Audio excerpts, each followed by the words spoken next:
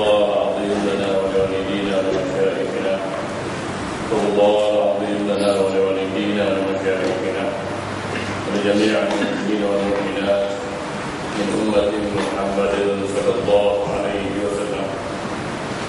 لا إله إلا الله وحده لا شريك له له الملك وله الحمد يحيي ويميت وهو على كل شيء قدير. لا حول ولا قوة إلا بالله العلي العظيم. اللهم صل وسلم وبارك على سيدنا محمد وعلى آله وصحبه عدد نعم الله الكريم وإفضاله. بسم الله الرحمن الرحيم. الحمد لله رب العالمين وبه نستعين على أمور الدنيا والدين. اللهم صل وسلم وبارك على سيد الأمين سيدنا ونبينا وحبيبنا شفاعنا سيدنا محمد المبعوث رحمة للعالمين وعلى آله وصحبه من سار على نهجه ومن استنى بسنته إلى يوم الدين. سبحانك لا علم لنا إلا ما علمتنا. Maha suci ya Allah, kami manusia tak pernah mengerti apa-apa illa ma'alamtana, kecuali apa yang dikajarkan kepada kami. Innaka antal alimul hakim. Sesungguhnya Dikau lah ya Allah yang maha mengetahui lagi maha bijaksana. Allahumma alimna rushdana, ilhamkan kami dengan kebenaran. Wa'idna min syarri anfusina, lindungilah kami dari kejahatan hawa nafsu kami sendiri.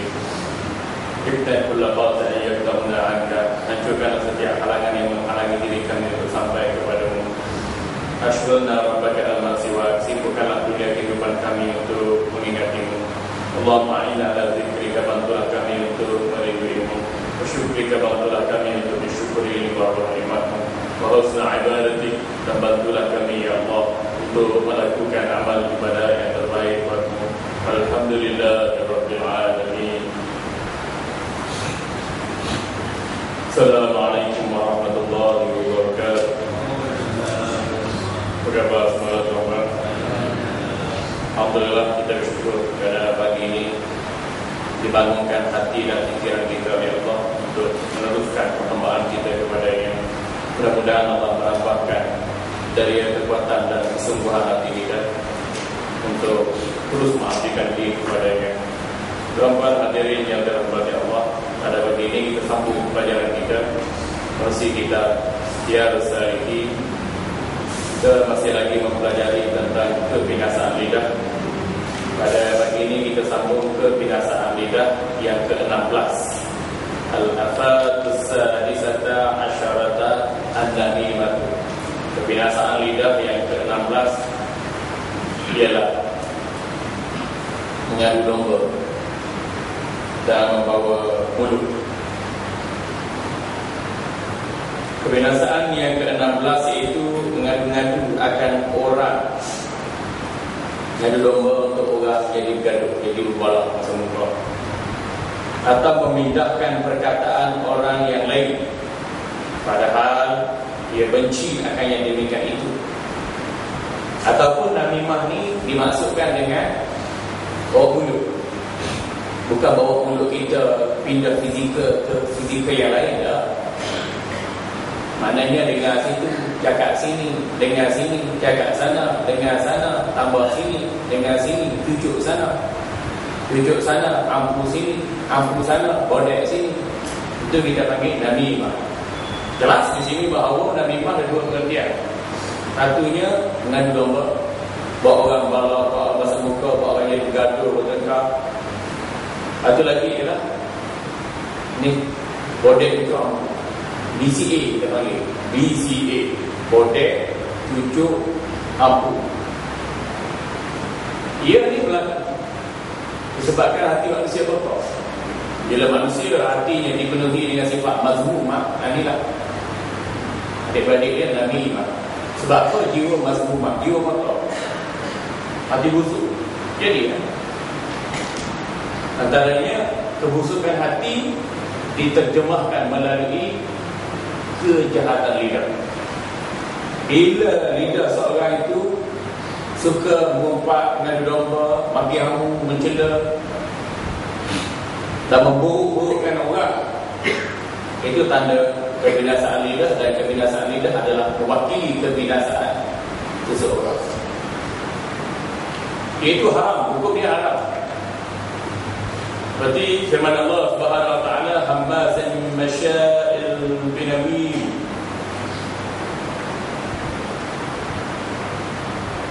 Jangan engkau ikuti orang yang mumpat, yang berjalan mengadu-ngadu akan manusia. Namimah, bawa mulut. Jangan ikut perangai orang bawa mulut. Jangan ikut perangai orang yang suka menyebabkan orang bergaduh. Bawa mulut satu, dia burukkan orang lain. Dia tak suka orang tu, dia burukkan orang lain. Saya sepatutnya Sabtu dan Ahad ada program di Penang. Malam ni dan malam esok ada program di 2 buah masjid. Malam ni ada program diskusi buku saya, Siapa Sebenarnya Wahabi, di Masjid Hashim Bahia, Bukit Bertajam. Jadi pihak masjid buat banner gantung dan jemput orang ramai, semua hadir. Ada di sahabat kita ni, hati busuk, beritahu kepada Jabatan Agama Islam Pulau Pinang, beritahu kepada Esko Agama di Pulau Pinang, kata Ustaz Tamihan ni bahaya, jangan bagi dia ceramah. Dia memecah belahkan umat. Jabatan Agama Islam Pulau Pinang pun tak usul peksa. Ada otak nak fikir, tak usul peksa. Bila orang cakap gitu, Jumaat semalam dia pergi ke masjid, dia keluarkan surat daripada pengarah Jabatan Agama Islam Pulau Pinang, tidak membenarkan Ustaz Tamihan berceramah kerana boleh memecah belah perpaduan masyarakat. Dia umumkan sebelum Jumaat dan minta pihak masjid membatalkan ceramah berkenaan. Lalu pihak masjid beritahu saya cerita ini, dan saya memberitahu tuan-tuan. Yang pertama, fenomena ini berlaku sebab apa? Ada di kalangan umat Islam di sana hati busuk. Kita nak bincang masalah Wahabi, pemikiran Wahabi yang menuduh umat Islam kita bid'ah, sesat, syirik, khurafat, sebagainya, yang mencela ulama-ulama kita dengan celaan tak betul, menyeleweng, menyimpang, tak ikut Nabi, tak ikut Rasulullah. Kita nak bincang tentang pemikiran. Kita tak sebut nama individu, tak sebut nama orang. Apa yang saya nak bincang itu memperkasakan mazhab Ahlussunnah wal Jamaah dalam bidang akidah, dalam bidang syariah, dalam bidang tasawuf, supaya masyarakat jelas dengan fatwa dalam negeri kita, dalam negara kita. Bukan kita sewenang-wenangnya nak beri tuduh orang, nak cop orang, nak suruh orang gaduh, nak suruh orang balak. Dengar dulu kita ceramah, dengar dulu kita apa yang kita nak rujuk, fatwa apa yang kita nak guna pakai. Belum ni Datuk Mufti jemput saya berceramah, Datuk Mufti jemput saya berceramah. Berapa ramai pegawai jatil yang dijemput oleh Mufti untuk menyampaikan ceramah. Bukan saya nak tunjuk ekor.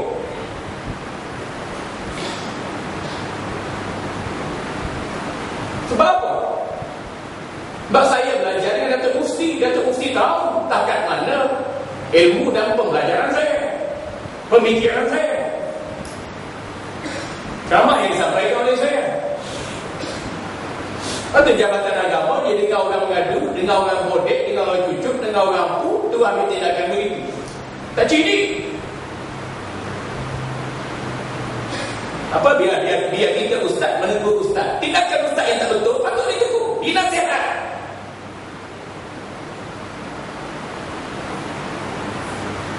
Bagaimana banyak lagi maksiat-maksiat yang lain yang perlu diberi fokus, perlu diambil tindakan. Kata Mufti dah berapa kali ya, ambil tindakan tegas. Ni ajaran tak betul, ni ajaran menyimpang, ni ajaran menyeleweng. Tak bergerak. Tapi kalau orang politik beri tekanan, orang politik main peranan, tu gerak.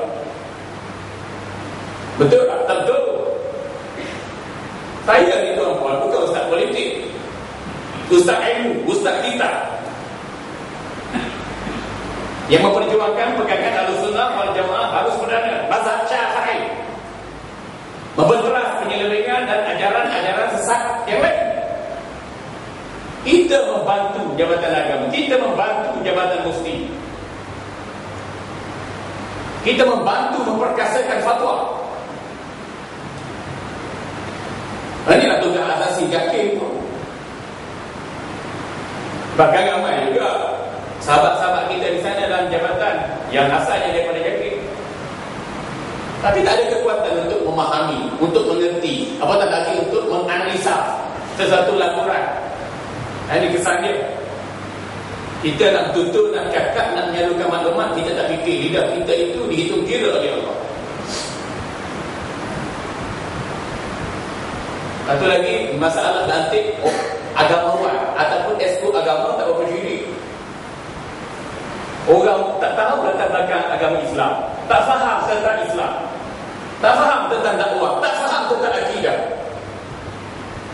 Bila kita nak beri penegasan, nak beri kenyataan, nak beri seruan dakwah, dia nak sekat kita.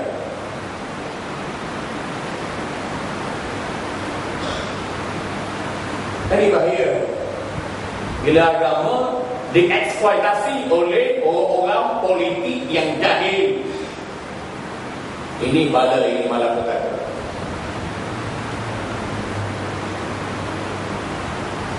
Berkali-kali hari itu Datuk Mufti juga jemput saya bercakap pasal bahaya Syiah terhadap umat Islam. Syiah dah ada fatwa di peringkat negeri, dah ada fatwa di peringkat kebangsaan, diharamkan Syiah. Walau saya nak cakap tentang Syiah sekalipun dijemput oleh Datuk Mufti, esko ni juga campur tangan, mengharap. Apa yang Ustaz Zamihan ni lapar sangat nak ceramah, lapar sangat nak cari duit masyhur. Apa Ustaz Zamihan ni jadi ustaz dari glamour?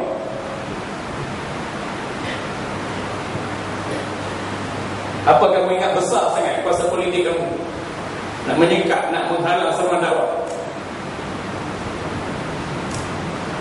Apa? Dia orang sekat diskusi kita, majlis ilmu kita, program kita di masjid. Esok lusa dia akan tanggung balasan daripada Allah. Kita akan tengok orang ni bagaimana kesudahan hidupnya di dunia. Mereka akan diperhinakan oleh Allah.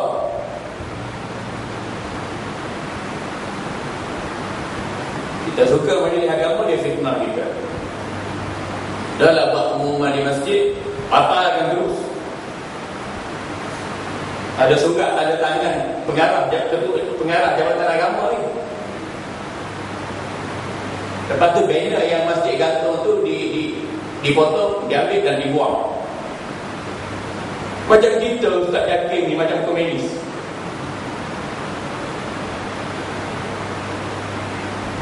Patutnya analisa, dengar aduan dan terima penjelasan. Itu betul, itu cara Islam. Wajadilhum billati hiya ahsan. Berbahaslah, berbincanglah dengan cara lebih baik.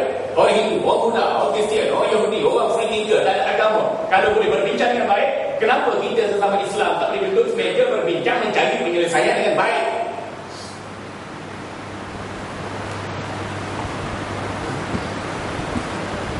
Jadi tuan-tuan,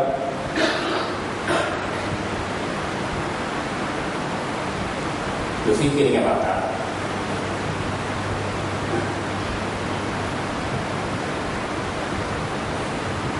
Kalau kita nak menuai dosa, itulah tindakan kita. Baliknya kalau kita nak menuai pahala, kita cari penyelesaian yang terbaik. Dan bapak Wahabi, bapak Pondan, dia takut nak bersemuka dengan kita, takut. Baik Wahabi budak-budak, Wahabi orang tua, pemuda Wahabi, politik Wahabi, semua menakut, semua begitu.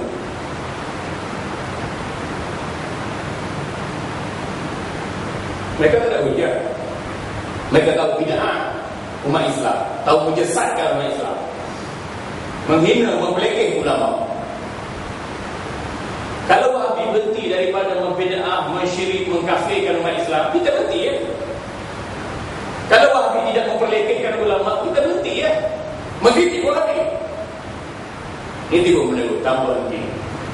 Dakwah dia ajarannya betul, orang yang salah belakang. Lepas tu guna kuasa politik. Ni Wahabi Pondan, Nabi mandul. Ini pemikiran gini, pemikiran pondan, pemikiran mandul, bukan berasaskan pada pemikiran Islam. Malah tak benar betul. Kalau benar betul itu malah apa? Ini hak kita mengaji di kitab menjelma pada ini. Allah, ini saya satu kes ada masalah. Kau tidak asal sedih, asal diimbang, asal takut pun. Bagi dia tahu apa yang kita nak buat tu baik, benar. Allah Rabbi la ilaha illallah.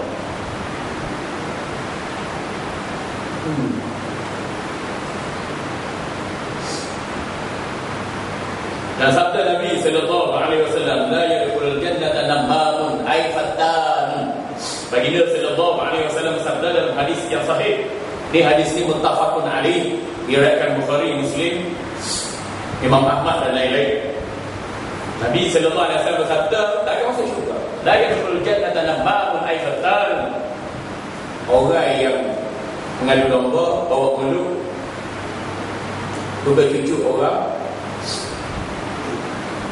cari keburukan orang walaupun tak ada, orang jadi macam ni tak masuk syurga.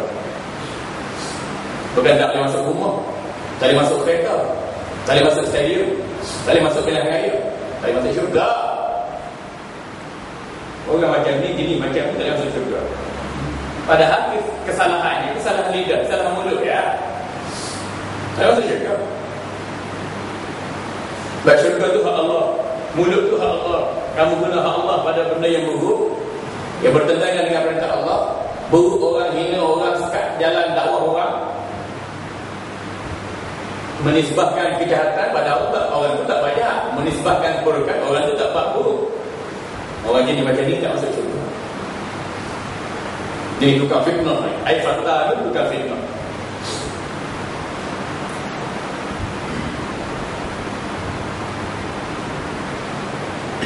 Dan sabda Nabi sallallahu alaihi wasallam, "Ala ukhbirukum bi syarrikum?" Qalu, "Ala." Qala al-masyaa'una bin namimah. Wal al-mufsiduna bainal ahibbah. Al-balaghuna lil bura'a'il 'aib.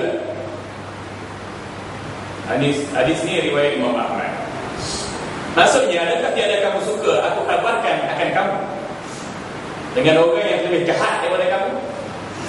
Nabi kata, Nabi tanya sahabat radhiyallahu anhum ajma'in, sukakah kamu kalau aku ceritakan tentang sejahat-jahat manusia di kalangan kamu? Bapaknya Nabi tanya kita, penduduk ceras Bukit apa? Bukit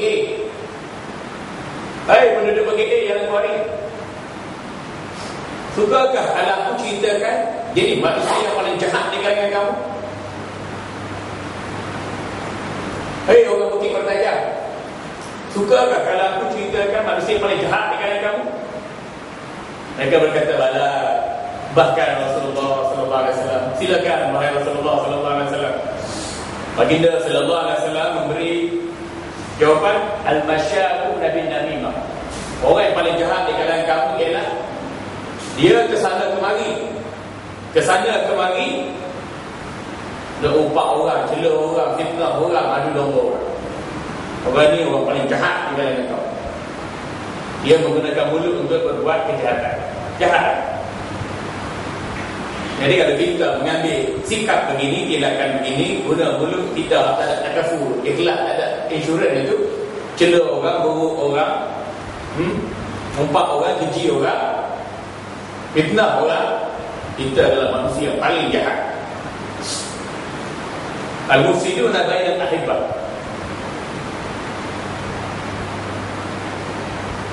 Yang membinasakan mereka itu akan dua orang yang berkasihan. Putuskan hubungan orang, buatkan orang berbalak, buatkan orang bertengkar, buatkan orang bergaduh. Kita putuskan hubungan, rusak hubungan, meleraikan hubungan antara saudara Islam dengan saudara Islam yang lain.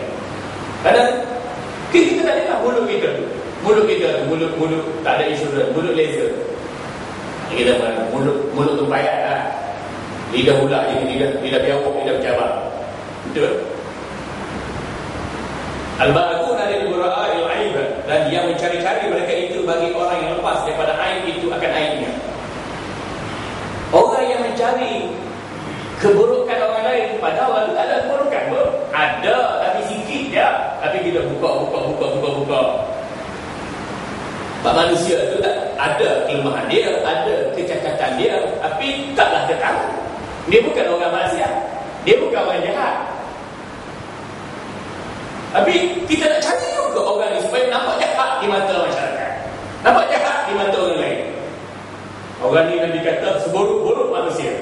Kalau duduk dalam masyarakat, duduk dalam kerajaan ke, duduk dalam parti politik ke, duduk dalam organisasi jabatan kerajaan ke, inilah ciri-ciri manusia yang paling jelek. Jadi kalau tuan-tuan nak jadi manusia yang paling buruk, paling jahat, silakan. Justru kita orang mengaji surau, mengaji masjid, mengaji kita tasawuf ni, patut kita jaga berbanding orang tak mengaji. Patut kita jaga, kita ni jiwa bersih, gemar ibadat, bencikan maksiat. Patut kita jaga berbanding orang yang hati kotor, sukakan maksiat, bencikan ibadat. Dia jadi musuh pada dirinya sendiri dan dia bermusuh dengan Allah. Patutlah dia jadi manusia yang paling jahat pun. Tengok 3 ciri manusia yang paling jahat. Dia berjalan ke sana kemari, mengadu domba, mengumpat, fitnah orang. Yang kedua, dia menyebabkan orang bergaduh, gaduh laki bini. Hatta kalau orang tu poligami sekalipun, pergi buat apa bini tua, bini muda, pergi buat apa kerja. Kita tak setuju dengan orang tu, senyap sudahlah. Yang kita buat bini dia, bini tua bergaduh dengan bini muda, pasal apa? Tak ada pasal, ada lagi pasal. Tak mulut jahat. Dalam keluarga orang bergaduh adik-beradik, orang bergaduh rakan pejabat, jiran tetangga, apa? Ini banyak ni penyakit masyarakat. Ini tak mengaji tasawuf, ini penyakit masyarakat. Kalau mengaji tasawuf, jadi kita terhenti. Bila Nabi sallallahu alaihi wasallam sebutkan cirinya, terjauhi ciri berkenaan. Sebab ni manusia paling jahat. Dia banyak buat apa tuan-tuan, kita dapat dengan pangkat paling jahat. Pangkat besar-besar buat apa tuan-tuan, kalau kita dapat dengan gelaran anugerah, manusia paling jahat. Dia jadi ustaz ke, esko ke, alim ulama ke, menteri ke, apa lagi kita kata? Apa guna semua itu? Kalau kita dapat anugerah daripada Nabi sallallahu alaihi wasallam bagi manusia yang paling jahat. Dan jadi ciri yang ketiga, salah orang, cacat orang sikit je, kita buka air supaya masyarakat nampak orang ni jahat, orang ni bengis, orang ni kasar, orang ni pecah belah masyarakat. Dia nak jawab tuduhan tadi. Dia kata saya pecah belah masyarakat. Masyarakat mana? Berapa kali saya ceramah di Penang? Apa isu yang saya timbulkan di Penang sehingga masyarakat pecah belah? Bagi tahu. Mana orang yang berpecah belah kerana saya ceramah? Kerana saya mengajar, kerana saya berdakwah. Mana orang tu? Tampil. Bawa orang tu. Tak ada. Ini kita panggil reka cipta. Reka cipta nak buruk. Tak buruk orang. Orang macam ni, kalau Allah tak buka pintu hati dia untuk bertaubat, tunggulah balasan daripada Allah. Allah tu maha hidup, maha mendengar, maha melihat. Jangan kita ingat Allah tu mati, tuli, buta. Allah Rabbi la ilaha illallah. Dan lagi sabda Nabi sallallahu alaihi wasallam, ahabbukum ila Allah ahsanukum akhlaq.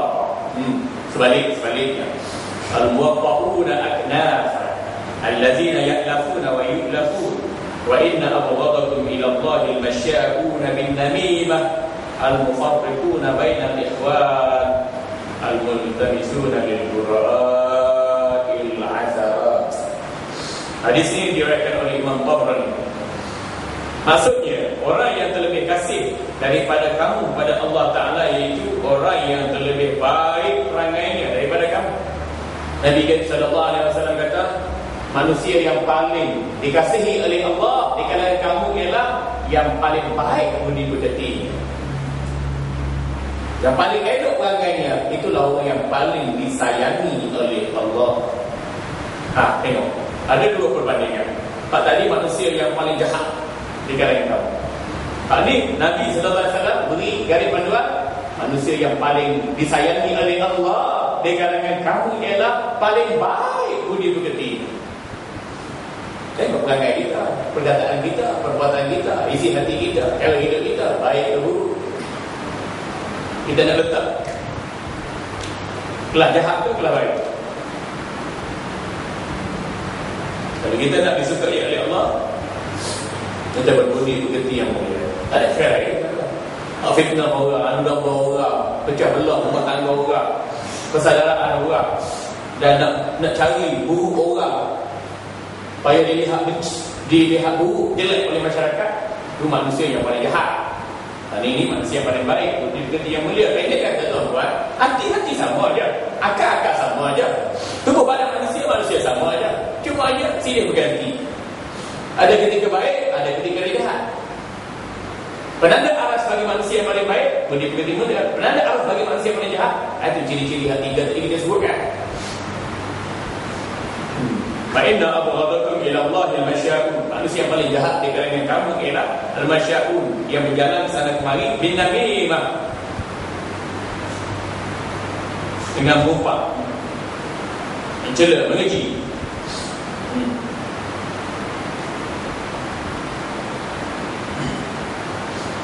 Baik.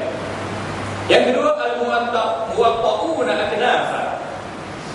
Orang yang paling baik juga di kalangan kamu ialah yang merendahkan mereka itu akan dirinya. Rendah diri. Rendah diri. Rendah diri dekat tempat. Sampai rendah diri orang hina kita, rendah diri orang fitnah kita, rendah diri orang belasah kita cukup-cukup, orang burukkan kita. Tak rendah diri, mesti kita kena beri jawapan pada dakwaan sumbang yang tak betul tadi. Asasnya memang kita merendah diri. Allazina ya'lafuna wa yu'lafu, yang menjinakkan mereka itu akan orang. Dia cakap orang rasa senang hati, dia cakap orang rasa dekat dengan Allah, dia cakap orang dapat ilmu, dia cakap orang melihat kebenaran akhirat. Itu yang dimaksudkan ya'lafuna. Dia menyebabkan hati orang jadi lembut, orang jadi baik, orang jadi mulia. Ya'lafuna. Orang ni orang yang paling disayangi oleh Allah. Kalau tuan-tuan duduk lagi ini, tuan-tuan beritahu ke isteri, naikkan dia beritahu, Mama, istighfar banyak-banyak, mudah-mudahan Allah tolong kita. Si isteri bila dengar suami cakap begitu, apa rasa? Darling, dinda, sayang, selawat banyak-banyak. Nanti kita rasa dekat dengan Nabi. Apa kita rasa? Tak rasa hati lembut. Ini mu kena sedar bahawa untuk lelaki mu, suami mu tu orang yang ya'lafu, melembutkan hati mu. Suami mu tu menyebabkan hati mu jadi lembut. Itu juga pemimpin.